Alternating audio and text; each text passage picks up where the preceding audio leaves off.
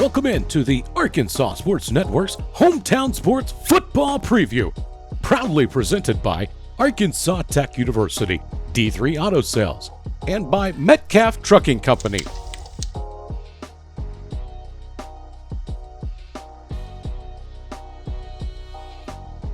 Today we sit down with Valley View Blazers head coach Sean Cockrell.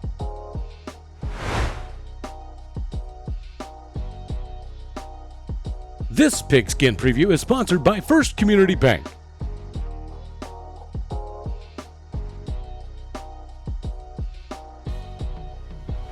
Hello everyone and welcome into the Hometown Sports Arkansas Football Preseason Preview presented to you by the Arkansas Sports Network. I'm Alex Gallion. Joining alongside me is the head football coach for the 5A East, Valley View Blazers, Coach Cockrell.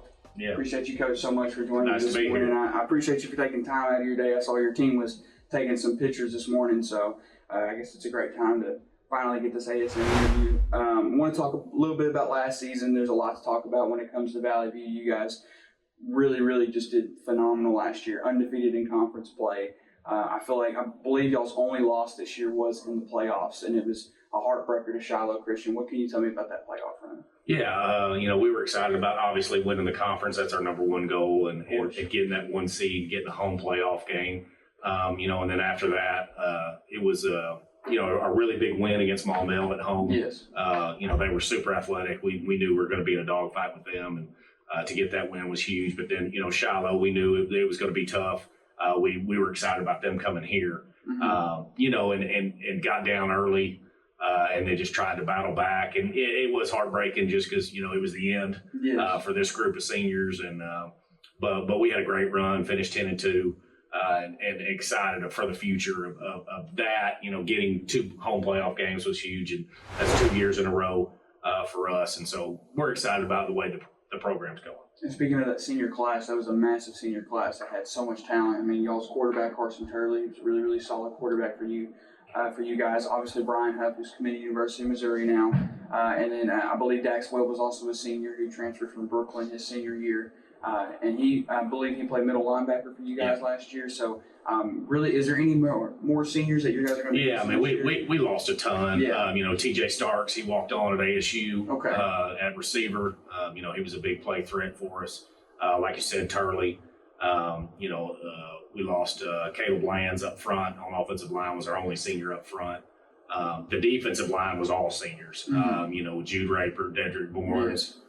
Those guys, it's going to be tough to lose them. And then, like you said, linebackers with Huff, Dax Webb, those guys are going to be tough to replace. And then Kenneth Robinson at corner. So we got a lot of guys that we're going to have to replace. And we got some guys with experience, and we got some guys with, that are coming off the junior high or they didn't play last year very much. So going to be tough to replace those guys. But it seems to be kind of the trend for us each year. We have a great senior class, and we're replacing a lot of starters, and we just got to continue to do that.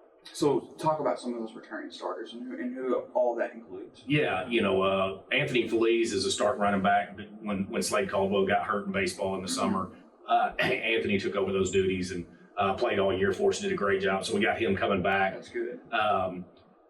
Up front, we've got Daniel Cole, Hudson Rogers, Judd Miles, Houston Walker, the 4 starters that are coming back. So that's big for us. Yeah. Talon Caldwell will probably fit that other spot up front for us. And then Andrew Jones started for us at receiver, got hurt. Drew Gartman ended up starting for us the rest of the year. He got hurt, and then Andrew came back in the playoffs. Now, I didn't know this. Is Butch Jones? Yes. Yeah. I did not know that. I found that out yesterday. So, Andrew had a really good year, but he played the start and at the finish. He didn't get those conference games in, but looking forward to him. So there's your starters offensively. Obviously, Drew's going to go to quarterback for us. Yes. We're excited about that, about him having that opportunity. He sat behind Carson, but he also got to play and, ended up being an all-state receiver and or all-conference receiver. And so it was big for him to get that playing time at another position. And then defensively, Noah Wendell is back at D-line. He'll be a junior. Really excited about him. Jade Taylor was an all-state linebacker, so he'll be back at the linebacker spot. Laird Cullen was an all-conference free safety, but we moved him to receiver. He could still play there for us. And then Rylan Ramsey was a corner that was all-conference for us as well. So, we've got a few starters back, but we're really trying to throw some guys in the mix and and see where we're at. Or do you think Drew's going to transition? I think he'll do fine. He's super athletic. He's played the position his whole life except for last year. Yeah. And still was our backup quarterback. Played some against Harding Academy early. But he's going to do great. It'll take him a while to get into it. Carson started there for 3 years, so the offense was a little easier for him. But Drew's, he studies the game. He's going to do well, and we're excited for it. Obviously, you being the head coach of the Valley View Blazers, most, if not all, of the attention, positive or negative, is going to go straight towards you. Who are your assistant coaches, the guys that help you on and off the field? Yeah, I think I've got the greatest staff that I've had, and this will be year 2 that we're all together. Marty Riley's our offensive coordinator, does an unbelievable job, and works with our quarterbacks. Adam Carter is our offensive line coach, been a head coach before, and does a great job up front with those guys. Andy Matthews is our receivers coach. And then Joseph Walzonia, we hired this year. He'll be in junior high, but he'll also help with running backs on the offensive side. And then on the defensive side, Gunnar Wilbanks is our defensive coordinator. He's been with us for every conference championship we've had, as long as I've been the head coach. And then Cameron Murray in year 2 for him. He's our D-line coach, does a wonderful job. Played for Oklahoma State, was in the NFL for a few years. And then Jay Bishop and Corey Krenn do our back end. They do safeties and corners. And then Coach Krenn's also our head junior high coach. So got a great staff. We got a bunch of guys that do a really good job. And that's the only reason that we're able to have the success we are. It doesn't have anything to do with me. It's those guys and these players. I want to mention maybe a surprise player, someone that's working extra hard, maybe someone that came up from the junior high system last year that's now in the senior high. Yeah, we've got a few of them. We've got guys that have been in the system that haven't gotten to play a whole lot, that we expect to start and play a bunch. Trip Dale is one. He'll be a senior. Hasn't got to play very much in the past, but has really worked hard, and we call him a program guy. Ricky Moffitt is a guy that should start in the secondary for us. Really excited about what he's done. He played a little bit here and there. Carter Wallace will be a sophomore. We expect him to probably start at safety for us. He can run. He's physical. We've got a kid that moved in from South Carolina, RJ Estridge, that he'll be a sophomore. Him and Kobe Wester will be a sophomore as well, so they're fighting for that other corner spot. We've got a bunch of guys. Parker King is a guy that plays baseball as well, that played sparingly last year at receiver, but we had a really good receiving core, so we expect him to do great things at receiver. So we've got some guys that really will step up, and the D-line. Everett Thomas is another guy that's a program guy, has played a little bit, but we expect him to start at nose, 6'2", 280 guy. So we've got a bunch of guys in our program that we're expecting to play, and then a lot of depth as well.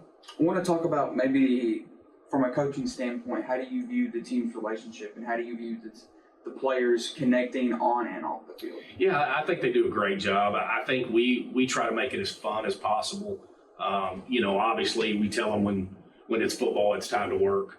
But off the field, we see those guys out and about in the community and hanging out. And, there's going to be kids that really fit in great. There's going to be kids that, kind of on the outskirts, but we kind of pride ourselves on the guy that's the last on the roster, the weakest guy, whoever that is just as important as the strongest guy and the most important, whether that's a quarterback or whatever. And I think that's why our numbers continue to grow. I think we've got 85 on the roster, and kids just want to be a part of it. We want to talk about kind of the offensive scheme for you guys this year. Is it going to change any from last year, especially with the difference in quarterbacks now? Yeah, it shouldn't. Drew, I think, can do all the things that Carson can do. I mean, he kind of ran that system. Yeah, and he's done it before, and so I think that we'll do exactly the same. Okay. We're going to have most of the time 4 receivers, one back in a spread formation. We will go to some heavy packages where we have multiple backs or multiple H-backs and stuff like that, but that's just certain situations that we want to use in the red zone or on 4th down or whatever. So it'll look just like last year. We're just going to plug in new guys. What's the defensive side of the ball? Yeah, defensively, I think our biggest thing is we're always small on the defensive line, and we don't have a lot of defensive linemen, so we always really kind of base out of a 3-front. I think we're more stacked at linebacker this year than we have been. As far as our depth goes, I think we've got 8 guys that can play. Oh, wow. And so, starting 4 of them and then having 4 guys to back those guys up is huge. I think we have the most speed we've had since I've been the head coach here, in 11 years. I think this will be the fastest team we've ever had. Wow. So a lot of guys can run. Now, does that translate on the field to make plays? Yeah. It is something different. But We'll find out Friday yeah, night. we'll find out for sure. And I think that we've got an opportunity to be good. We've just got to put it all together. Mm-hmm. Now, I kind of want to talk about the schedule coming up first. I mean, there's a lot to talk about with 5A East in general. 5A, in my opinion, 5A East being a really, really tough conference within 5A. I believe Coach, can't remember his name for the life of me, but the Whitehall's brand new coach. He won several state titles Right. at Fayetteville. He said 5A South is the SEC of AAA sports within high school football. I kind of agree, kind of disagree. I feel like 5A East is also a really, really tough conference, especially with now the Class 4A champions, Hardin Academy moving in, and GCT who's just got off playing teams like Benton, Right. On a weekly basis in 6A. Right. Now they're moving down to 5A East, and they feel like that's where they need to be. I want to get your opinion on just the conference change in general. Yeah, obviously, we lost Batesville Southside, who had a really good run for 2 years. And Forest City as well. And then Forest City, who's always, Forest City's been tough because they've been through a lot of coaching changes, but I've been in the conference when they used to run the table, and they were 9-1, 10-0, 8-2. They've had some years where they've been down, but always athletic. Harding Academy obviously is going to be tough and pick to win the conference. Yeah. Totally understand that, and they should be. So obviously they're going to be tough for the next 2 years. And then Greene County Tech, like you said, when you're playing Benton and Jonesboro and those type people week in, week out, and then you move down and you play in the 5A, it's a different league. Mm-hmm. And so I expect them to be at the, towards the top and physical and do a really good job. And so I think top to bottom, it's really tough. Like you said, I think the 5A South, they can say that because Parkview's in there. And so they, Parkview's going to win the state championship almost every year that they're in it, and they have. Mm-hmm. But top to bottom, I feel like our conference is really tough, and we can compete with anybody. I want to kind of first, what's the benefit game going to look like for you guys? We're playing Marion this year, and we have been playing Pocahontas for the last 8 years, I guess, 9 years, 10, whatever it is. And, they didn't want to play anymore, which is fine, but and we had to find somebody, and Coach Clark and I are really good friends, and so we know we want to get the same thing out of the scrimmage, and but it's going to be tough. I mean, I think from our benefit game, with all 10 games, it's probably the hardest schedule we've had since I've been here. So what's the non-conference going to look like? Non-conference, we'll go to Poplar Bluff, which is a really good physical game for us. They've got a lot of kids, and then we've got West Memphis and Searcy. So it's going to be tough for us. West Memphis has a new coach. Searcy's really competitive. They were in the 6A, now they're dropping down to 5A. So it's going to be, like I said, toughest non-con we've had, and then we'll go right into Paragould for conference, and probably toughest schedule we've had, like I said, since I've been here. Do you think? I mean, obviously you guys were number one in conference last year. Do you think that might change this year, or kind of really just depends when you get into the season? Yeah, we expect to be in the mix at all times, whether that's for a conference championship for sure. The chips may fall. Who knows what's going to happen? Obviously, everybody knows Harding Academy's in there, and they're going to be the number one spot, and everybody will be gunning for them. But we've won it the last 2 years. We feel good about where we're at. And we'll continue to play, and all the teams, Wynn, Batesville, Nettleton, Paragould, Brooklyn. Brooklyn, was really good last year, and, where they were inches away from being, 7-3, 8-2. Yeah. So, there's teams that they're getting there. Paragould was right there as well, even though the record didn't show it. They had a tough schedule, but so. We don't take anybody lightly. We're gonna try to compete and play one game at a time, and hopefully at the end of the year we can say we were up there as well. I want to ask you one last question, Coach. This season will be successful for the Valley View Blazers if?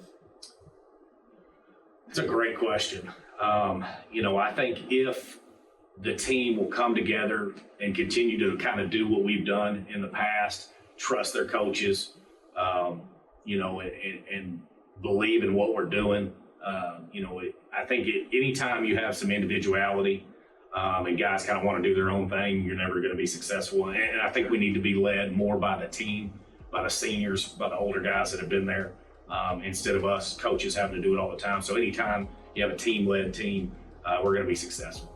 Coach, I appreciate you so much. Thank you so much. This morning. You can check out all the Hometown Sports Arkansas football previews presented to you by the Arkansas Sports Network, all live here on YouTube and Facebook. And make sure to check us out on Instagram at ARSportsNet. I'm Alex Scallion, and we'll see you next time.